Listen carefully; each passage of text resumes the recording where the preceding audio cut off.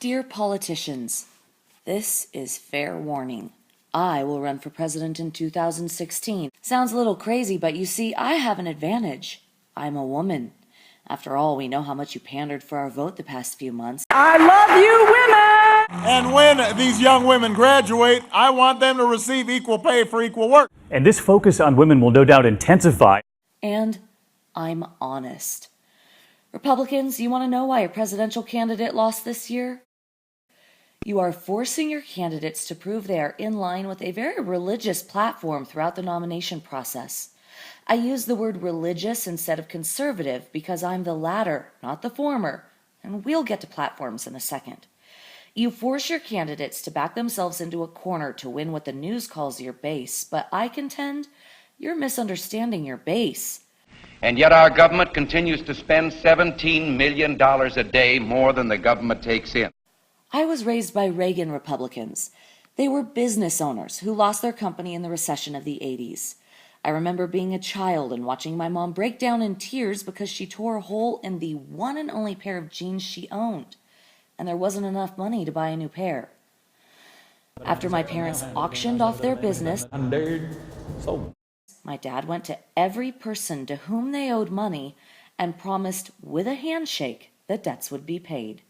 For years, we ate chili and cheese omelets or Salisbury steaks for dinner while my dad studied, then started his new career as a stockbroker. Damn Wall Street. My parents taught me that the country should be run like a business, and getting a businessman in the White House is what's best for the country. You offered the businessman, but one who had to flip-flop on certain issues in order to win your so-called base. One of the things with your husband was that when he was a governor, he was pro-choice. And now is against abortions, except in the case of rape and incest in the life of the mother. And you lost me. Now let's get to you, Democrats. How about the line from your figurehead, "You didn't build that"? Don't forget, I come from a family who not only invested every last penny they had into a business and that business went bust, and they built the business from the ground up. You say the line was taken out of context, so let's look at the speech. If you were successful, somebody along the line gave you some help. There was a great teacher somewhere in your life. Somebody helped to create this unbelievable American system that we had that allowed you to thrive. Somebody invested in roads and bridges. If you got a business, you didn't build that. Somebody else made that happen. Let's go line for line. If you were successful, somebody along the line gave you some help. My mom gave my dad the help. They lived on one income, my dad's, to save hers and purchase the business. That's where the help came from. There was a great teacher somewhere in your life. The teacher? My dad was self-taught, working his first job at 12, first as a paper boy with 2 roots, and then in agriculture, helping harvest crop. He taught himself work ethic. Somebody helped to create this unbelievable American system that we have that allowed you to thrive. I contend it's hard workers with the work ethic like my parents that created this unbelievable American system. There's no allow in thrive. There's blood, sweat, and tears in thrive. Somebody invested in roads and bridges. You're damn right. The taxpayers, the business owners, the people you're trying to suck dry right now. Now let's get to the truth of politics. You politicians will say anything for our vote, and I believe there is no politician who I will ever agree with 100%. Just like I don't agree with my best friend, my true love, or my immediate family 100% on issues. Yet I can still sit down at the table, have a cup of coffee or dinner, disagree, have healthy debate, and either come to a great compromise or a great understanding. Voters need to understand that their party's candidate will never be 100% who they want. I'm right, he's wrong. The facts speak for themselves. I'm right, and he's wrong. And you politicians need to understand that you've got to sit at the table. So when I run for president, Well, my view of government places trust not in one person or one party, but in those values that transcend persons and parties. Here's my platform. Fiscal conservatism. You cannot tax the nation out of its debt. In fact, if I had it my way, we'd have a flat tax, but that'll never fly. I just cannot believe that 47% of our country isn't paying federal income tax, and I come from experience. My very first job after graduating college paid $17,000 a year. I qualified, but never utilized food stamps. Instead, I budgeted, lived within my means. I believe in a free market society. In this vein, I think the federal government is really missing the mark. Follow Colorado and Washington. Legalize marijuana. This will reduce the power of drug cartels, provide income this country greatly needs in taxes. Harborside paid well over $2 million last year in sales taxes to the state of California. We paid California and federal income taxes. Look at what the repeal of Prohibition did for the country after the Great Depression. And look at just how much money the alcohol companies spend in production and advertising today. The trickle down on our economy from the legalization of alcohol is amazing. You're looking at an untapped resource in marijuana that I contend could be a parallel situation. Because I believe in a free market society, I also believe that online gambling should be allowed. Take a look at the state of Nevada, one of the hardest hit in the country by the Great Recession, a swing state, which both parties thought played a big role in the presidential election, yet the Republican Party signed a platform to make the internet, quote, family friendly, and connected online gambling to gambling addiction. Now, abortion.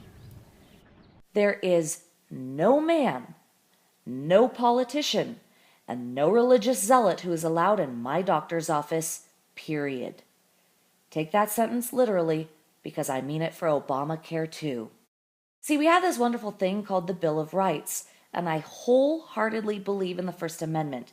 There shall be no law respecting an establishment of religion or prohibiting the free exercise thereof.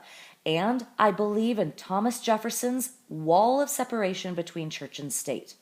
What you politicians need to realize, Republicans especially, is the latest Wynne Gallup International poll called Global Index of Religion and Atheism shows only 60% of Americans call themselves religious.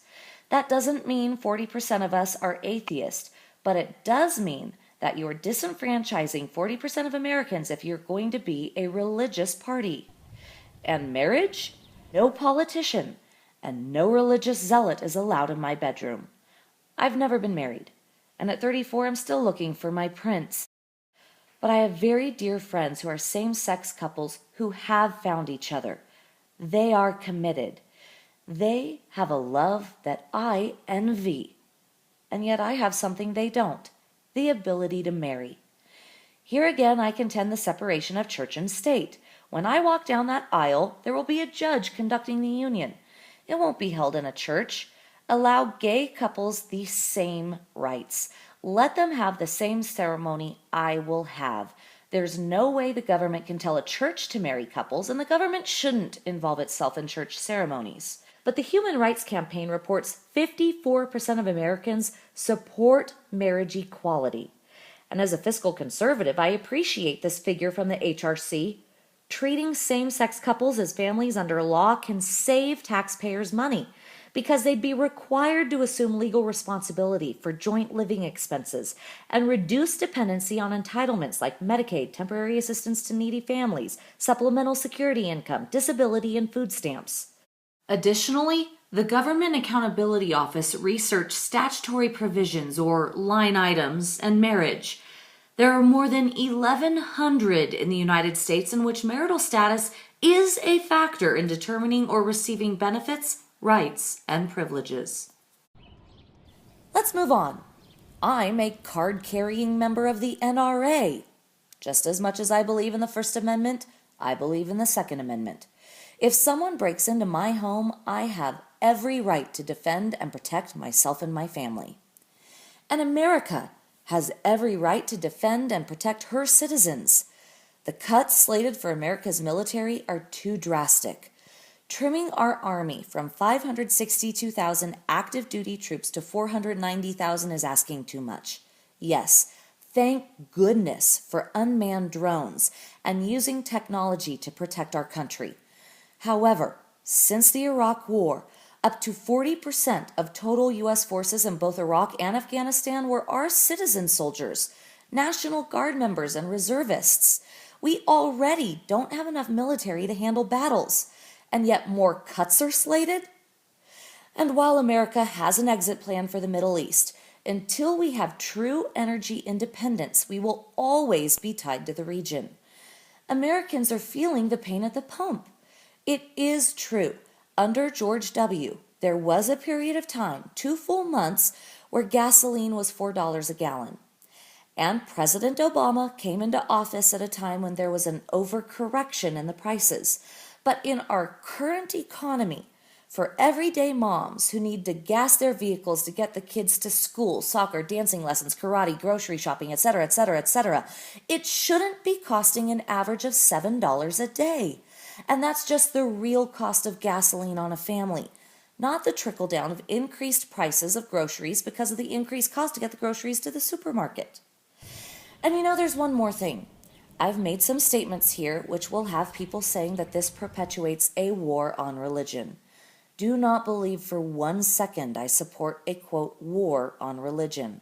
Again, I wholeheartedly believe in the First Amendment, but I believe if you are of a certain faith, sit down with your children at your dinner table, teach them your values and restrictions, but don't try to push them on me. I pledge allegiance to the flag of the United States of America and to the republic for which it stands, one nation, under God, indivisible, with liberty and justice for all.